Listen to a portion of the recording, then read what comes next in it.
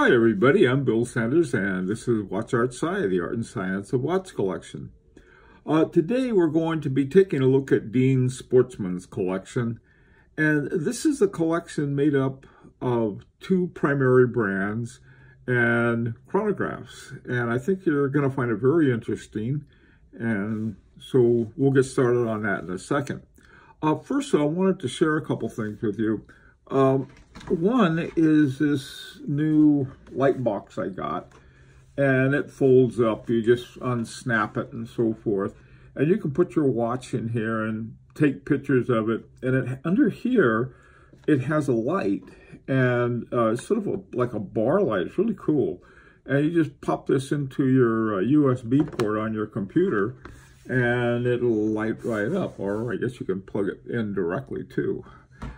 All right, the other thing I wanted to share with you is this magazine. I may have mentioned it before. It's called Europa Star, and it's got the neatest articles in there about watches.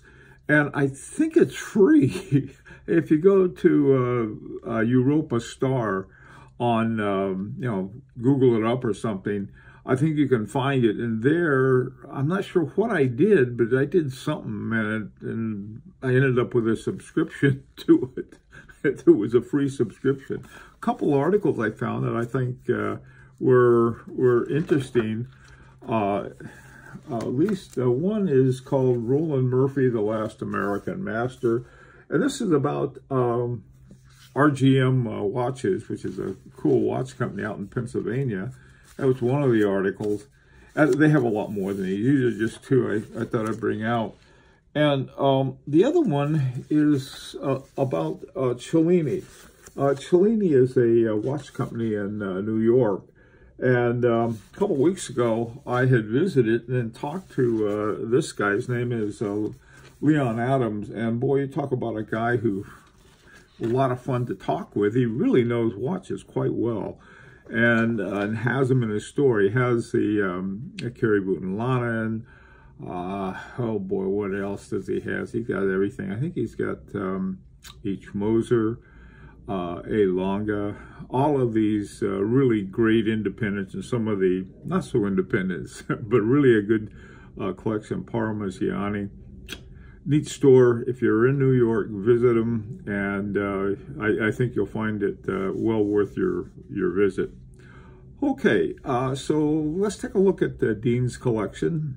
And to start with, he's got three Breitlings here, two nav timers and a Super Ocean, and all of them have an ETA 7750 base. And they're all chronographs. And like I said, this is like a real sportsman.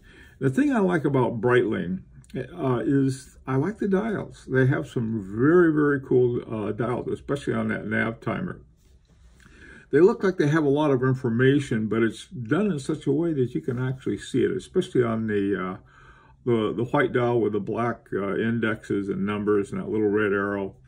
Really a very cool watch.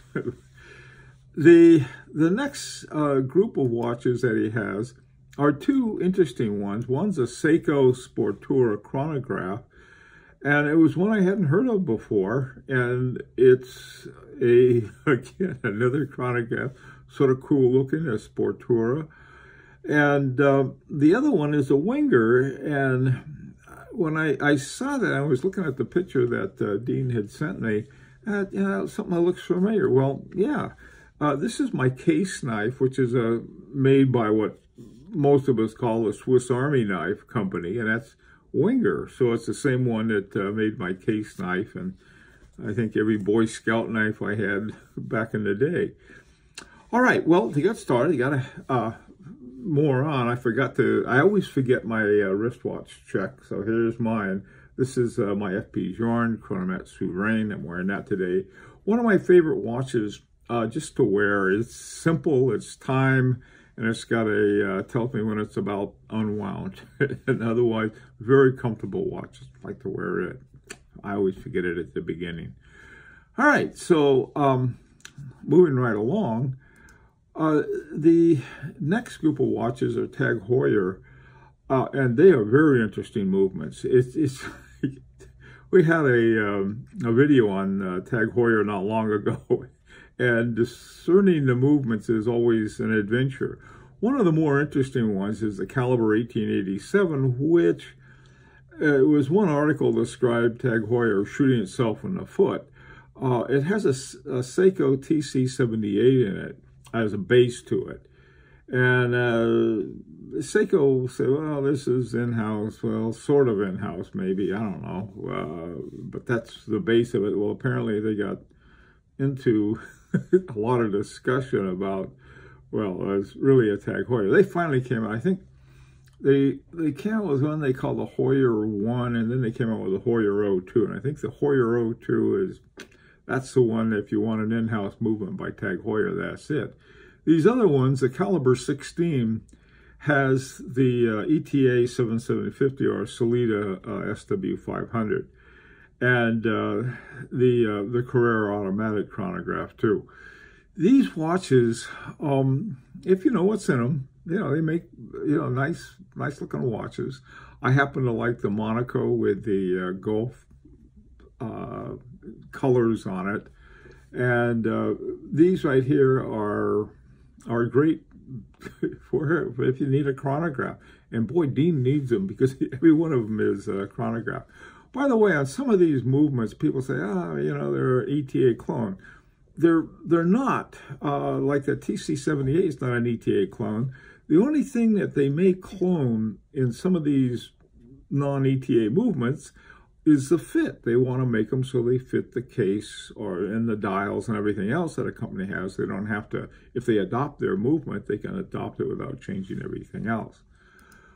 Okay, the last three on here are three more Tag Heuer.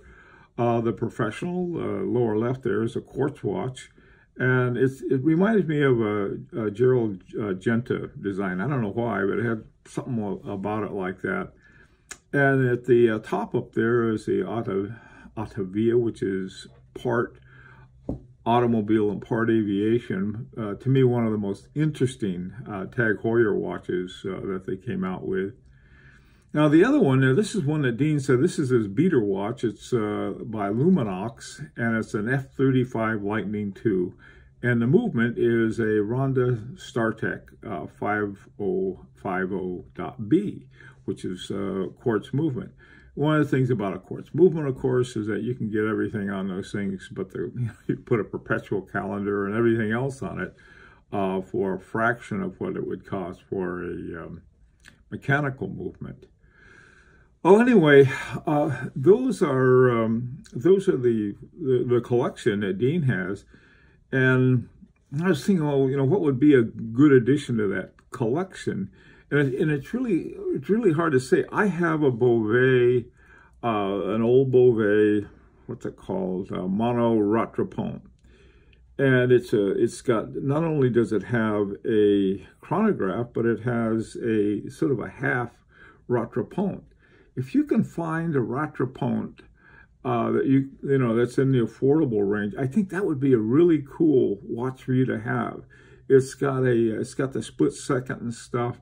I would like to get a full Rattrapante someday, but they tend to be very expensive unless you go for quartz and some of the other ones that have them too. But look around for those. Those are cool watches to have, and I think it would go with the rest of your collection. It really emphasizes the whole chronograph thing, rather than saying, if you want to jump up to the next level, I would definitely recommend a sector dial with a Jaja Lecoultre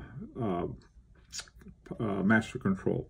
That would be sort of, if you want something in another level, at sort of something a little different than this. But hey, listen, I'd really like to hear any suggestions you have or comments about Dean's collection.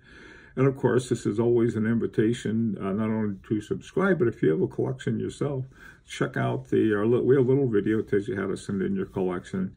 And I've been getting some wonderful ones, and it doesn't matter what you have. You don't have to have a rich collection. You can have any collection, just as long as it's interesting like Dean's is. Okay, so until next Friday, this is Bill Sanders for Watch Outside, the Art and Science of Watch Collection.